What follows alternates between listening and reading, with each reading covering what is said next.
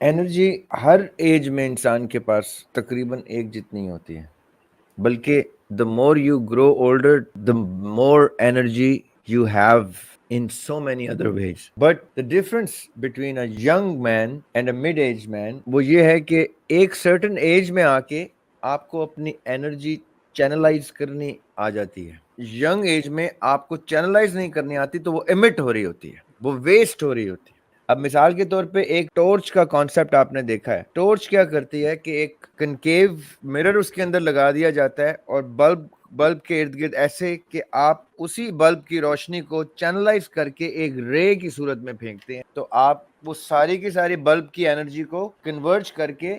کسی ایک focus area کے اوپر لے آتے ہیں۔ اب وہی بلب اگر میں ٹورچ سے نکال کے کھلے میں لگاؤں گا تو وہ بکھر جائے گا، وہ لائٹ بکھر جاتی ہے، پورے کمرے میں بکھر جائے گی، لیکن وہ کنورج ہو کے ایک ایریا کو زیادہ ہائی لائٹ نہیں کر سکے گی، اسپاٹ لائٹ نہیں دے سکے گی اس کو جس طرح ٹورچ اسپاٹ لائٹ دے سکتی ہے۔ تو اسی طرح یوتھ میں اور ٹارچ میں وہ فرق ہے، یعنی یوتھ میں اور مڈ ایج میں وہ فرق ہے جو کھلے بلب میں اور ٹارچ میں فرق ہے۔ اگر آپ اسلامک ہسٹری کو دیکھیں یا آپ ایون الیگزینڈر کو دیکھیں تو الیگزینڈر نے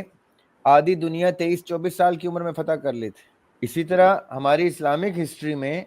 یہ 15-16 سال کی عمر سے لے کے تو 20-25 سال کی عمر تک یہ جنگ بدر احد اور یہ جتنے مارکے سر کیے ہیں مسلمانوں نے، یہ آپ کی ایج کے بچوں نے 15 سے 25 سال کی عمر کے بچوں نے فتح کی۔ کیوں؟ کیونکہ وہ جو ٹارچ والی گائیڈنس تھی وہ آقا علیہ الصلوۃ والسلام سے ان کو میسر تھی، انہوں نے اس ساری یوتھ کی انرجی کو چینلائز کر کے کنورج کر کے ایک جگہ ڈائریکٹ کیا ہوا تھا۔ So you don't have to look for that ایسا بندہ elsewhere, you have to look for that person inside you.